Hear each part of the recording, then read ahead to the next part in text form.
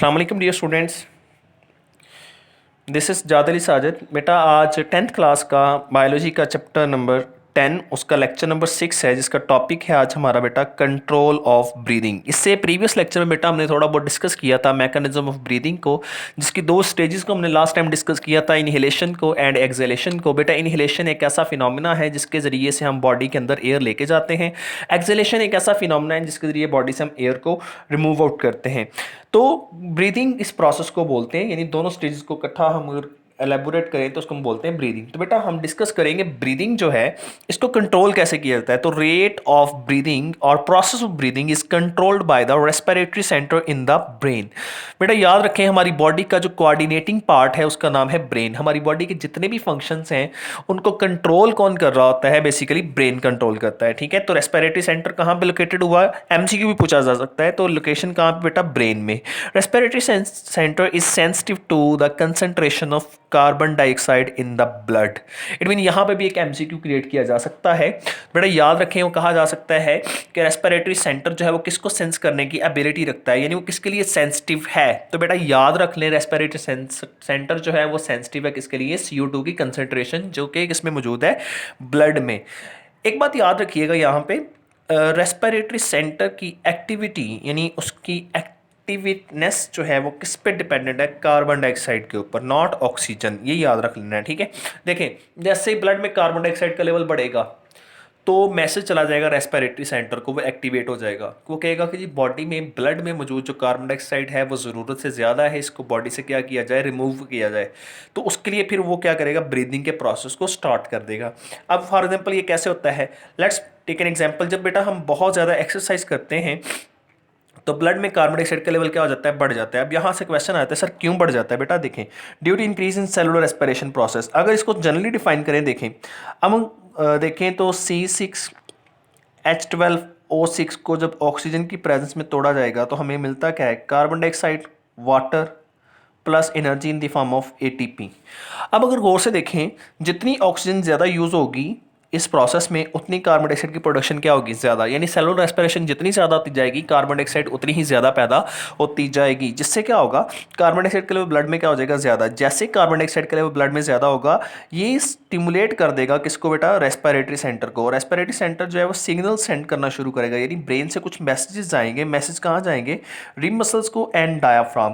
बेटा याद रखें, रिम मसल्स और डायाफ्राम हमने मैकेनिज्म ऑफ ब्रीदिंग में पढ़ा था, इनहेलेशन एंड एक्सहेलेशन में, कि दोनों कॉन्ट्रैक्शन एंड रिलैक्सेशन करते हैं। ड्यूरिंग इनहेलेशन दोनों कॉन्ट्रैक्ट करते हैं, ड्यूरिंग एक्सहेलेशन दोनों रिलैक्स करते हैं। ठीक है, तो ये जो रिब मसल्स हैं जिसको इंटरकोस्टल मसल भी कहते हैं, और डायाफ्राम जो है, ये दोनों क्या करेंगे? Start contraction and relaxation. जैसे कॉन्ट्रैक्शन रिलैक्सेशन स्टार्ट होगी, क्या आर्टिकल स्टार्ट कर देगा? ब्रीदिंग का फिनोमेना स्टार्ट होगा और कार्बन डाइऑक्साइड को बॉडी से क्या कर दिया जाएगा?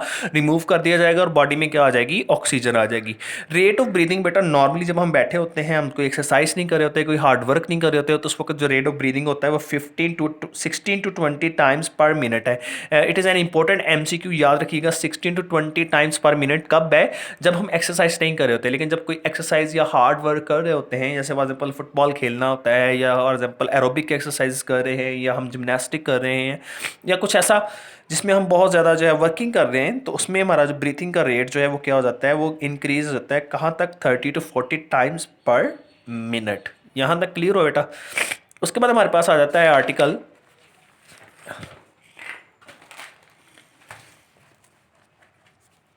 नेक्स्ट बेटा आर्टिकल आ गया हमारे पास। कंपैरिजन है हमारे पास इनहेल्ड एंड एक्सहेल्ड एयर का। जो एयर अंदर गई है उसकी कंपोजिशन क्या है, जो उससे बाहर जाएगी उसकी कंपोजिशन क्या है।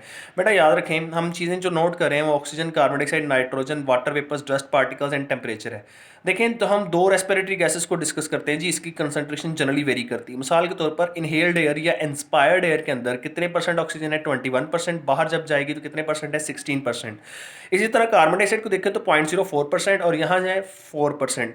इट मीन्स नाइट्रोजन को अगर देखें, ऑब्जर्व करें, तो नाइट्रोजन जितनी अंदर आई उतनी ही बाहर चलेगी। इट मीन पता चला कि नाइट्रोजन जो है वो मॉलिक्यूलर फॉर्म में इनर्ट है for living organisms, all living organism except bacteria.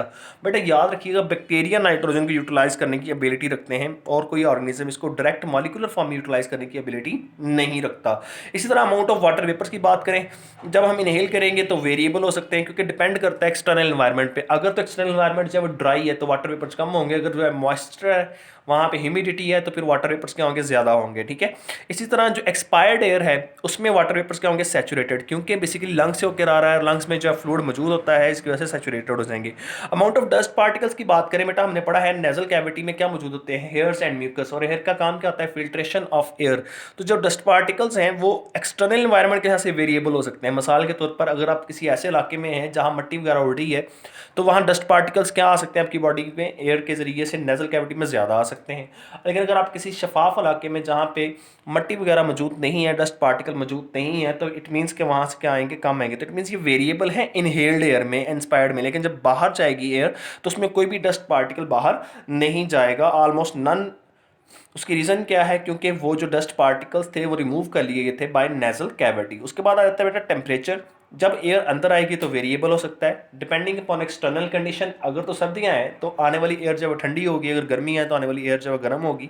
लेकिन जो जाने वाली एयर है उसका जो टेम्परेचर है वो बॉडी के टेम्परेचर के ऑलमोस्ट इक्वल होता है। तो बेटा यहाँ तक अगर आप में से किसी का कोई क्वेश्चन हो तो आप लोग पूछ लीजिएगा। इसके बाद हमारा इंशाल्लाह आर्टिकल होगा disorders of respiratory system, next video में डिस्कस करेंगे।